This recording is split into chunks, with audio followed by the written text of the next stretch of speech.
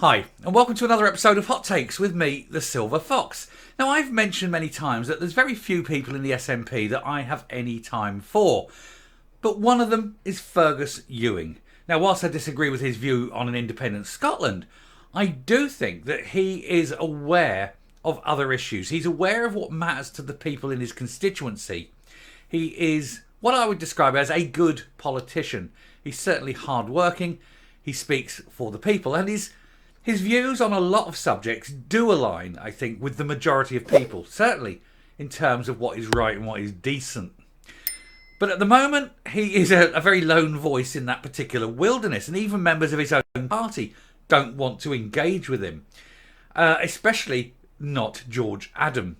Now, Fergus, wants to discuss what's called the democratic deficit in the Highlands. Basically, the seats up there are very, very large, very open space. You've got very few politicians covering huge areas of the country. Whereas down in the more southerly regions, you've got many, many constituencies with a lot more people tending to be sort of more city-centric. And so the people up in the north, the people in the Highlands and Islands and things, they seem to feel less represented.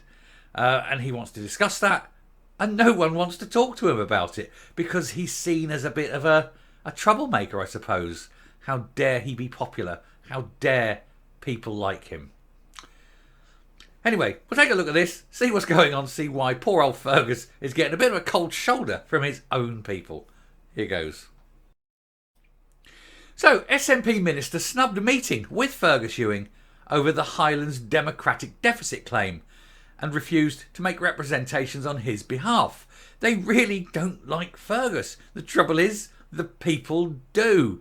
And it doesn't matter. If they threw him out the party, he would stand as an independent and he would win. And this is the actual claim of it. Now, of course, on a side note, of course, they were going to have a meeting to see if they're going to take away the whip.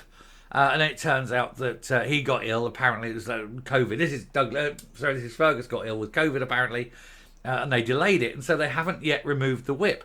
But it seems almost the worst decision you could make would be to take the whip away from Fergus Ewing. You would only make him stronger, massively stronger, because you're unleashing the beast, as it were. And we know he's a very intelligent man, and he's very erudite. And the last thing you want is to make Fergus Ewing your enemy. He will eviscerate you in a speech, and you would never recover from it. He's that good. I do like him. This is the thing. Don't like necessarily all his politics, but I do admire the man, you know. Anyway, the SNP rebel requested a meeting with Scottish Government's Minister for Cabinet and Parliamentary Business, George Adam, but was rebuffed by his colleague, who is reportedly one of the main ringleaders in trying to expel Mr. Ewing from the party. They want him out because he will not toe the party line every time. And yet he's never voted against the party. This is the thing. This is where they have this big problem. He voted against the Greens, different thing, not against his own party. It's a very weird situation. Anyway, the SNP minister snubbed a meeting with rebel nationalist Fergus Ewing amid concerns the veteran politician had about a democratic deficit suffered by the Highlands. George Adam, Minister for Cabinet and Parliamentary Business, rebuffed a request for a summit from his colleague back in June before the Holyrood recess. The Inverness and Nairn representative revealed he had grave concerns about proposals from Boundary Scotland for the next Holyrood election. In them, the independent body suggested no major changes to the Highlands, leaving them with just 3 constituencies. And when you look at the size of these constituencies, they are massive. Hundreds and hundreds of miles. Absolutely huge. About a third of the entire country by land area. And you only get 3 MPs. It's ridiculous. And they're so different, aren't they? You think from the coast to the Highlands to the other coast, from up here and down there. These places are so varied and different. It is absolutely ridiculous. Anyway, this was described as a democratic deficit by Mr. Ewing, who claimed that the region deserved more seats than just 3 out of the 73, due to the vast landmass covered by those seats.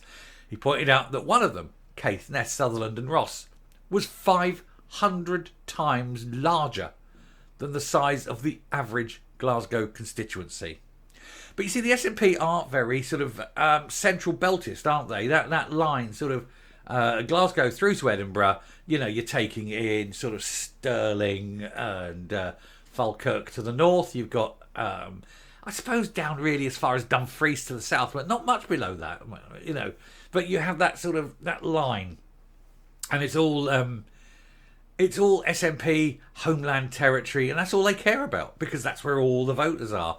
Anyone sort of further north than, say, Falkirk can go hang themselves. Oh, of course, you've got the little outlier of Dundee.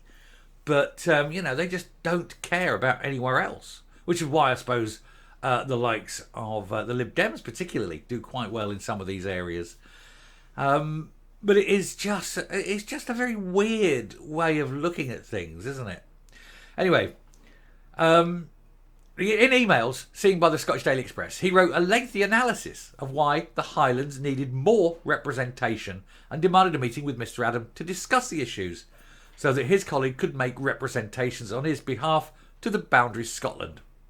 However, this was rejected by the Paisley MSP. Paisley, there you go, Central Belt, what do you expect? Who responded by writing back. On the specific concerns you have raised about the proposed boundary changes, he said, it is important that I highlight that Boundaries Scotland is an independent, non-political, legally responsible for carrying out reviews of Scottish parliamentary boundaries. And this helps to ensure the process of reviewing electoral boundaries is free from political pressure. No, that's the whole point. You can bring pressure to them. You can go to the boundaries and say, yes, this is what you're looking at. However, we need to highlight this issue, this issue, this issue, and so forth. You're allowed to do that. That's the whole point of the consultation process. But George Adam refuses to. And I've got to say, George Adam is a funny looking fella, isn't he? Why on earth would you choose to have a haircut like that if you've got a long, thin face? Tell you who he reminds me of. Do you remember the Made Simple books? And you have on the cover, you've got that sort of pointy face guy with the funny hair. That's who he looks like. Anyway, the veteran MSP has voted repeatedly against the SNP executive policy, including the sacking of Lorna Slater, highly protected marine areas and the deposit return scheme. Yeah, but all three of those are Green proposals, not SNP proposals. He has not voted against the SNP at all. He's only voted against the Green Party proposals. So I can't see what his problem is. Anyway, Mr. Ewing wrote a lengthy email to Mr. Adam outlining his issues with Boundary Scotland proposals, and he said, I have argued that the Highlands, with a population nearly of that of Belgium, deserves more than 3 seats out of 73. He said, in particular, I would suggest 4 seats would be fairer and redress what appears to me to be a democratic deficit. I would be grateful to meet you to discuss this proposal and to see if you will make representations to the Boundaries Commission to this end.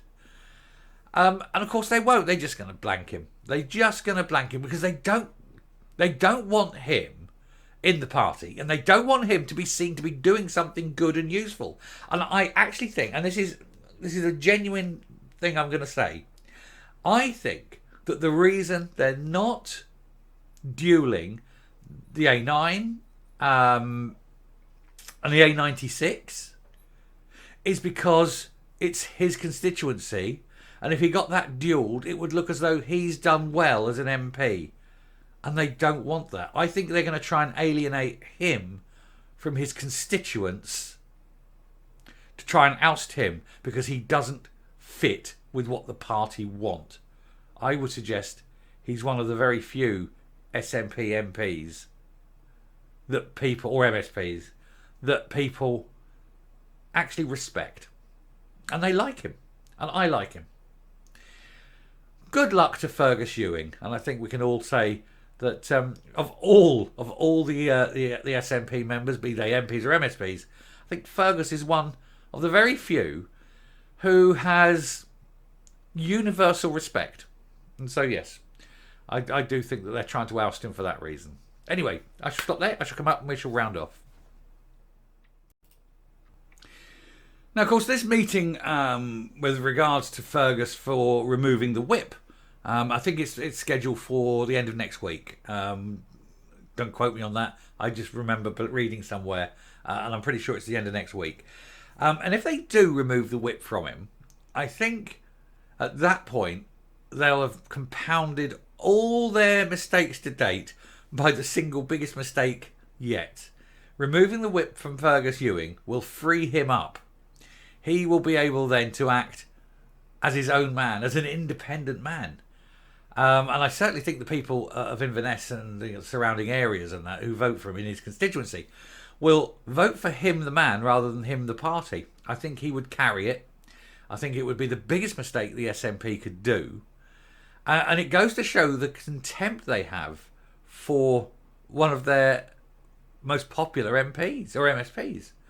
It's almost as though they want to destroy their own party, isn't it? You take the one person you've got that's so powerful within there in terms of popularity, and you try to break him on the cross because it's just, he stands for everything you don't. He stands for hard work. He stands for decency. He stands for the people. He listens to his constituents and he works hard for them. He's not in it for himself. You can't say that about many. Anyway, I shall stop there. Thank you very much for watching. If you like what you're seeing here on the channel, please hit the subscribe button, ring the bell, leave a like, leave a comment, please share the video. Until next time, stay safe, stay well, and let's wish Fergus Ewing well in all his future fights. Bye.